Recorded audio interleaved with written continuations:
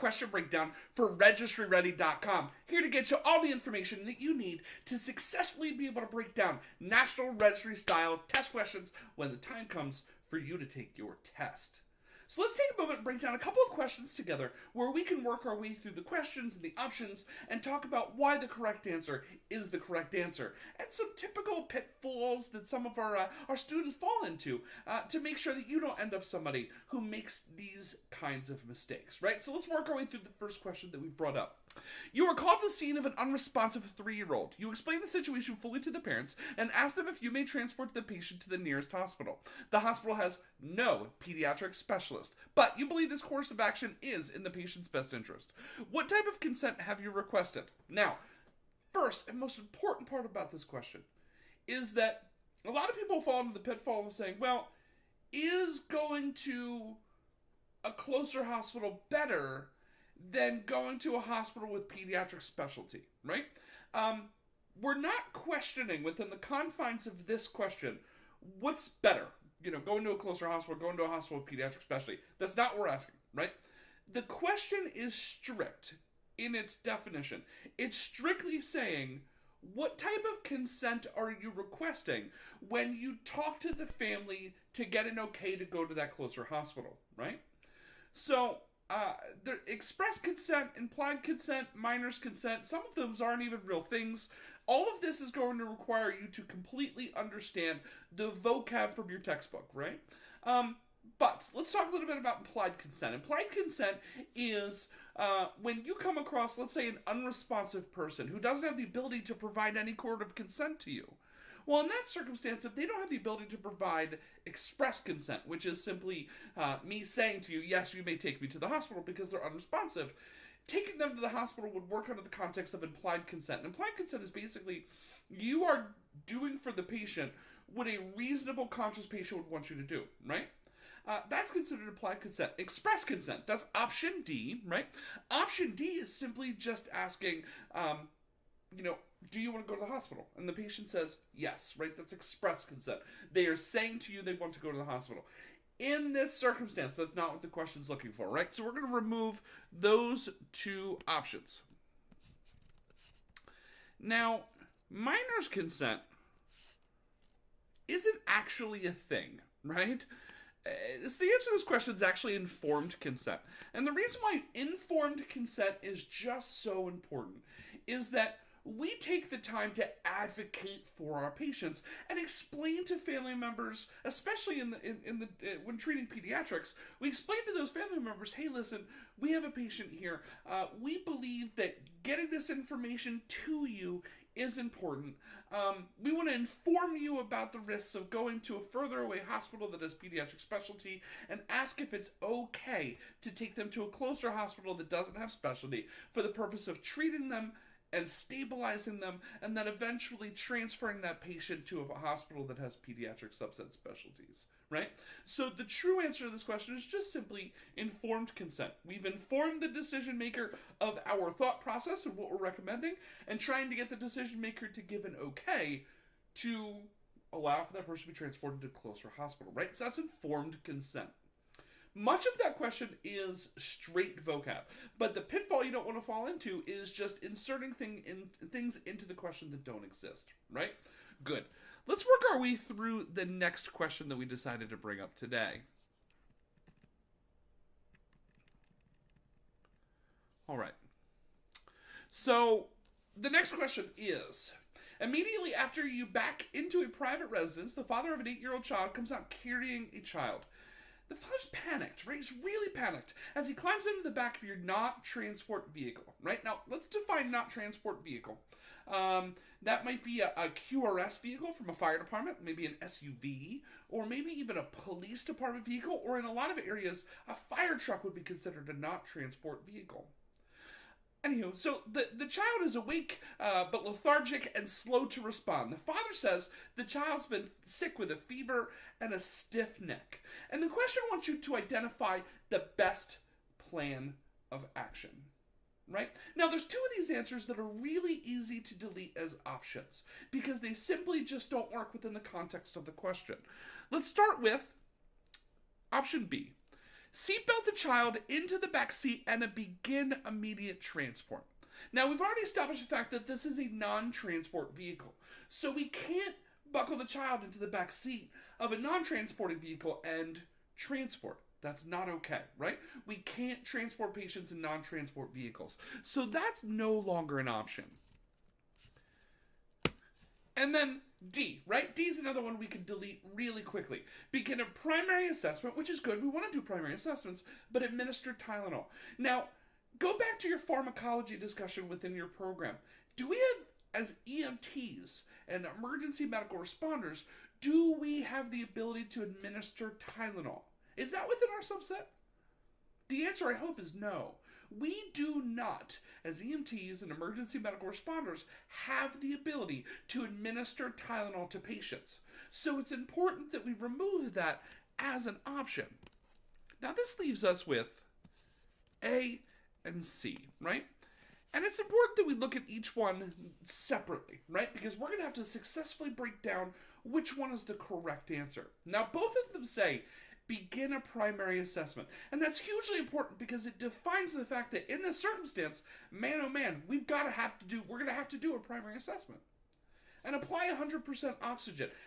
100% oxygen is in option A, and you could say that 100% oxygen is super appropriate for a lethargic and slow to respond child, right? I think I'd agree with that.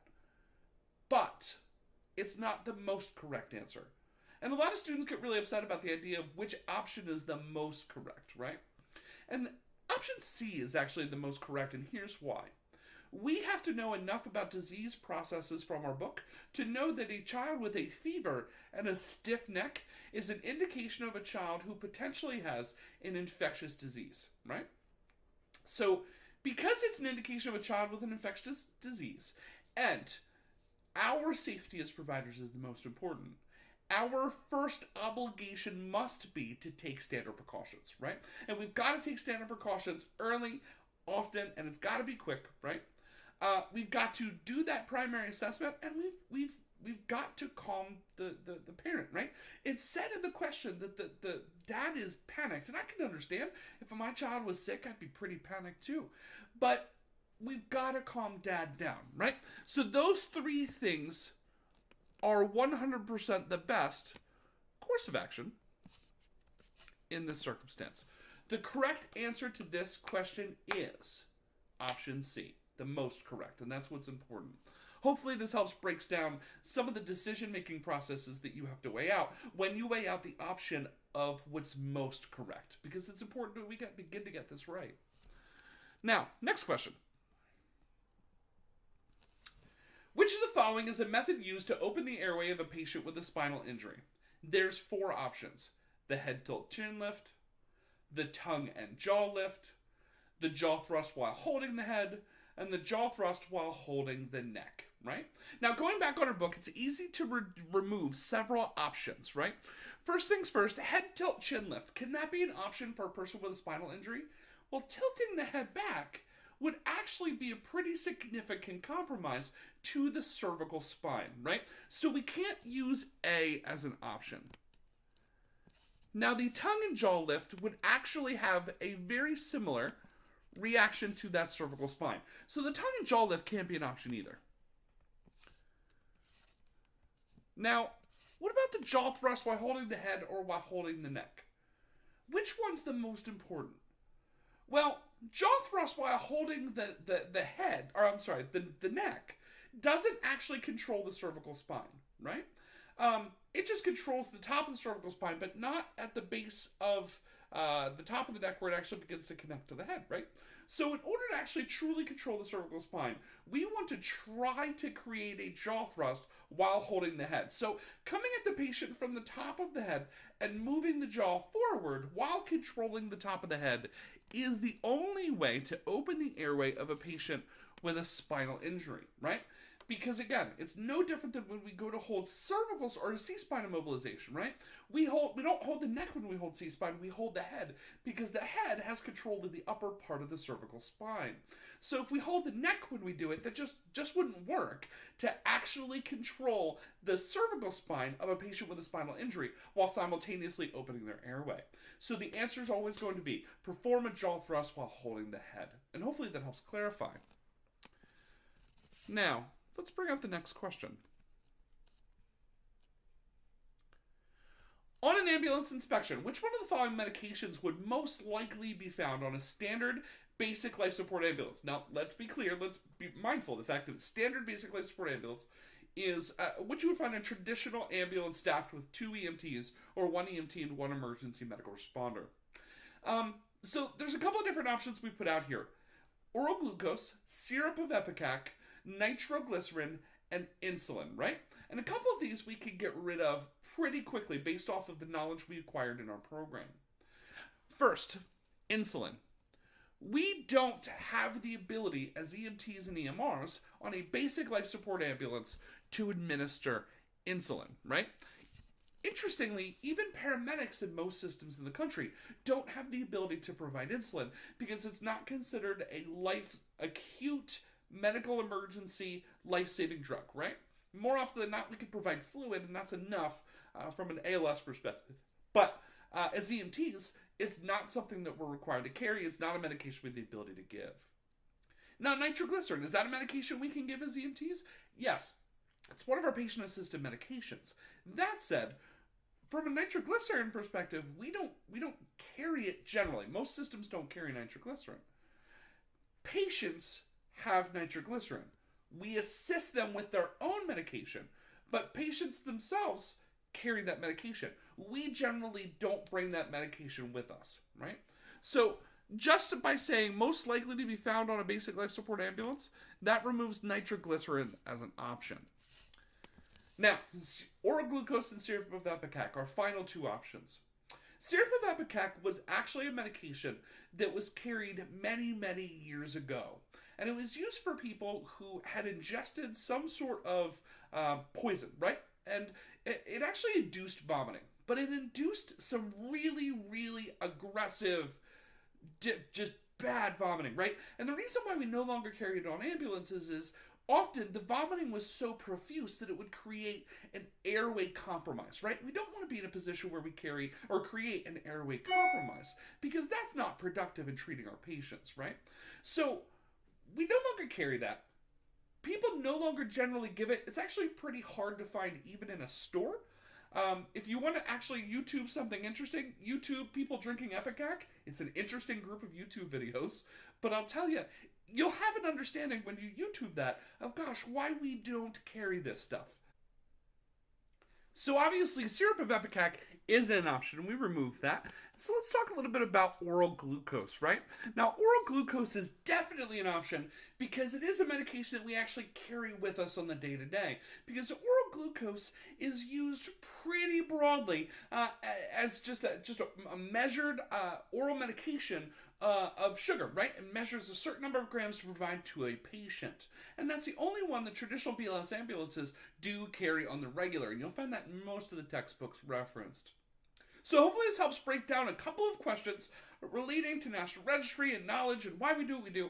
And I tell you, it's really important as you break these questions down to take the time that we did to really assess what the correct answer might be and not fall into the traditional pitfalls of inserting things into the question that don't exist and making sure we're breaking down the 2 answers that definitely aren't right and judging our way through the 2 answers that could be right to come up with the most right of those answers.